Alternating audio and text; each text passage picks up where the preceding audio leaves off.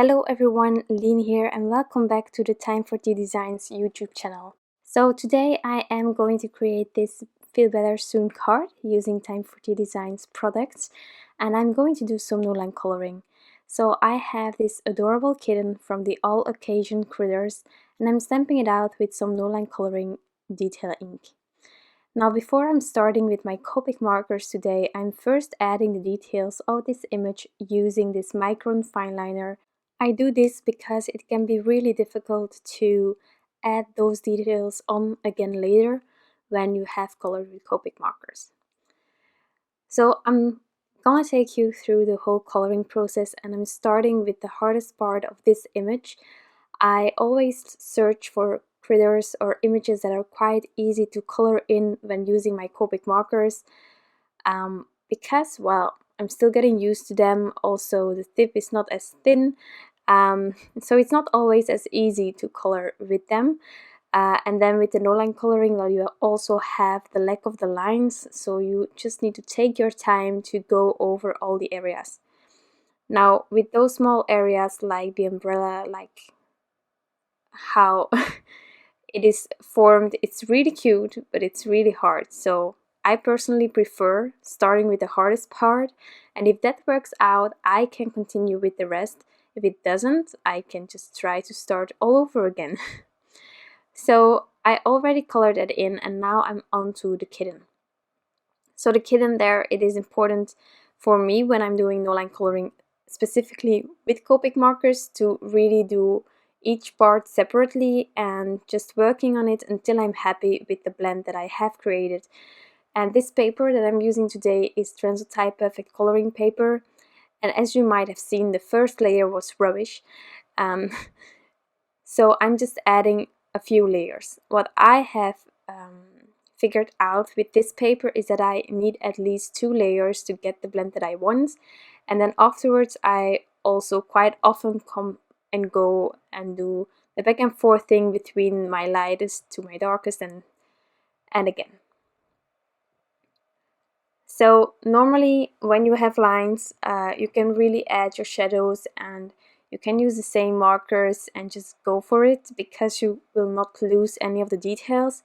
When you're doing no-line coloring, well, I prefer to have a darker marker to really go underneath those areas where the body or anything is overlapping, like the feet there, like the hand, like the neck, all those things. I prefer adding a darker color than on the rest of the image, and then just use the same colors on all the other areas.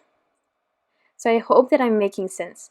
I'm also coloring with Copic markers. There are many ways to color with your Copic markers. You can go from lightest to darkest. You can start with a base coat of your lightest and work your way around.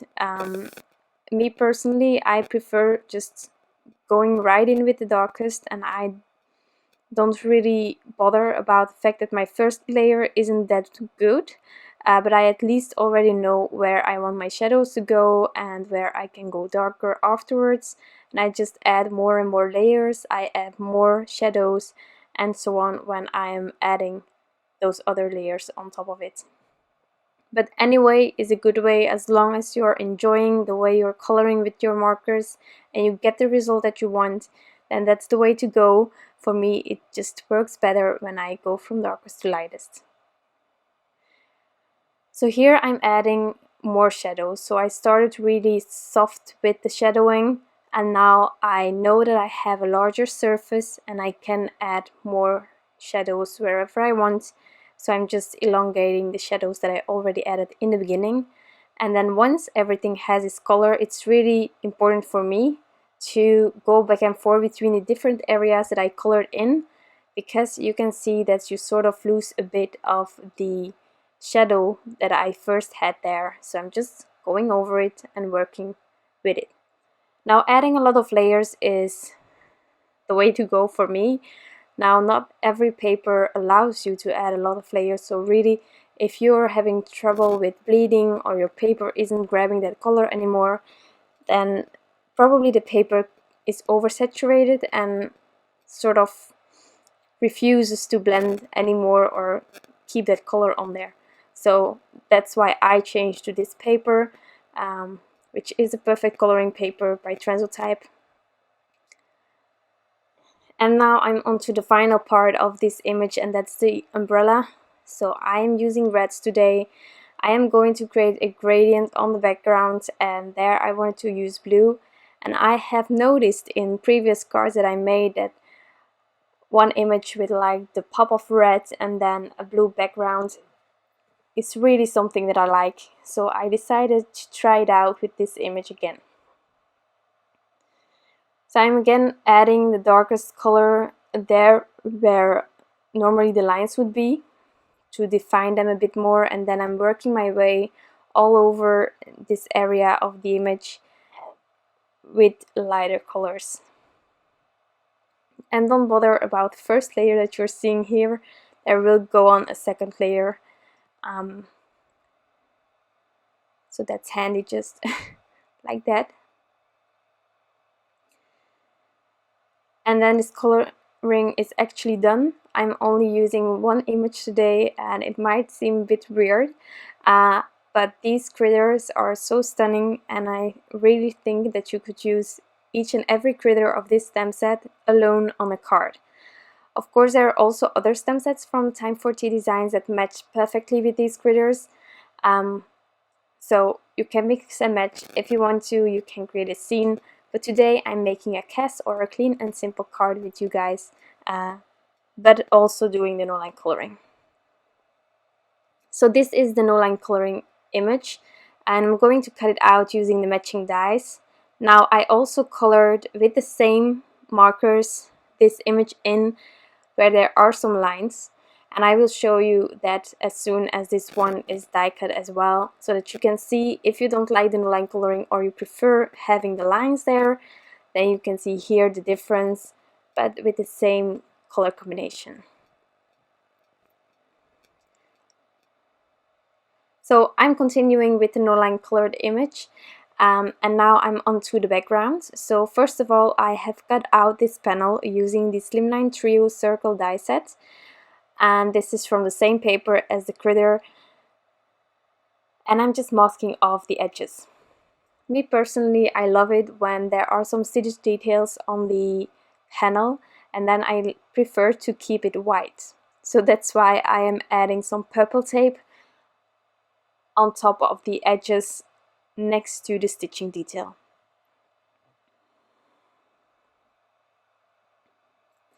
So onto the blending. I have some amazing blender brushes from Time for Tea Designs, and I must admit, I'm one of those crafters, and I think there are a lot out there that started with like really cheap makeup brushes in my case, and actually I still use them occasionally, but then I came on the design team or the video team for Time for Tea Designs. So I purchased these brushes, which aren't really that expensive, but I just love blending with them. I really do. And there are crazy expensive brushes as well. If I can choose now between what I already had and the brushes that I already purchased from Time for Tea Designs, well, I grab towards the Time for Tea Designs because they blend really smoothly and the hairs are amazing that are on there. Also the handle is really lovely to hold, and that's just what I'm looking for when I want to blend. Also, I love ink blending. When I'm creating a background, it's most of the time doing some ink blending, so always handy to have several brushes on hand. So I can only recommend these if you are figuring out which blender brushes you're looking for. These can really be the solution for you. So having said that, I am onto my darkest color now. Maybe you saw it in the beginning of the blending, but I always try to keep it really soft in the beginning, and I'm not going that far with the darkest colors. But once I have ink blended all the colors on there, I can truly see that I have a lot of areas with really light colors, so I can drag the darker color more towards the bottom. So that's what I'm doing here. I'm extending that darker blue area that I had originally towards the rest of the panel. And really important when you're ink blending is really going back and forth. If you're having trouble with ink blending, it might be the brush you're using, but it might also be the paper that you're using. Now, I do this really often, so I feel like I'm a bit trained already. But if you're new to this, then I would recommend Strathmore Bristol Smooth, because this paper really helps you with getting that blend going. It keeps the ink wet for a bit longer, it stays a bit on the surface.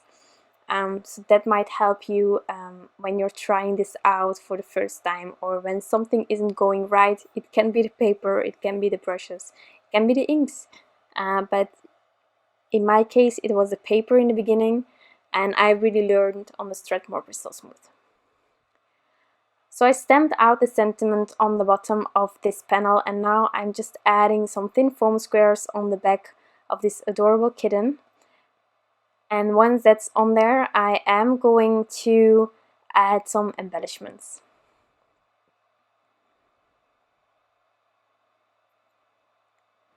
So as you can see, we have one image, but it stands out, and then we have a wonderful gradient in the back, and that's really something that I love doing.